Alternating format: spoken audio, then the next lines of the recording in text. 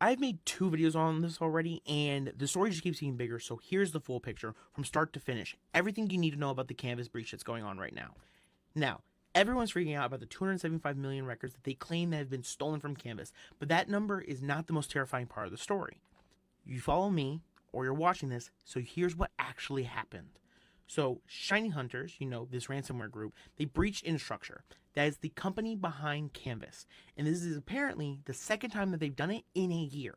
The first time was back in April, and Instructure didn't negotiate with them. They patched and brought everything back up, and they thought everything was right as rain. But Shiny Hunters came right back through that door, essentially getting kicked out like Jazzy Jeff in The Fresh Prince of Bel-Air and just being back in the house the next day. Now, they have gone in to face the Canvas login page across nearly 9,000 institutions. This is what Canvas looked like earlier today. And like we were talking about Penn State, we're talking about every single Ivy League university on this list, and I'll paste the list down below in like a paste bin. But schools are telling students to avoid clicking on anything suspicious in Canvas related to communications. Like they don't even know what is okay to click in Canvas right now. Here's how quick this story is moving. VX Underground posted that Canvas was back up, then corrected themselves 9 minutes later, quoting, "Only some are back up, not all. Never mind. Just continue suffering and panicking." So we're not out of the woods yet. It's something that's rapidly changing.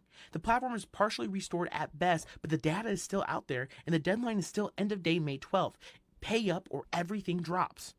So what exactly did they steal? If you don't know who VX Underground is, they're like an amazing malware research over on Twitter, and they're someone who I trust like primarily on a lot of things. The data that is primarily names and email addresses. And for adults, that's just LinkedIn, right? It's annoying, but not catastrophic. But here's where it really gets bad, right? Canvas is a school platform that is used in schools from K through 12. Like, we're talking about so much information on minors, like full legal first and last names, schools that they're tied to, like internal messages. Like this is a completely different threat category, and parents are going to lose their mind. And honestly, they should. Like they should be so angry about this. Lawsuits are going to be against schools in Canvas, and I best believe it's going to be a huge class action. And the data's not even the only issue, right? It's finals week. Canvas went dark for hours today. And see, Canvas is being used by 41% of higher ed institutions in North America. So students can access their coursework, their grades, their assignments, their study notes. It's all stored on that third-party platform. What's crazy is that Instructure ignored the first breach. They just did some patches and then got hit again. And now millions of students and their families are dealing with the fallout. If your school is on that list or you're going through this, let me know down in the comments, right? Post some screenshots. Let me know what you're going through, what you're dealing with. I'd love to see how far this impact is actually spreading, right?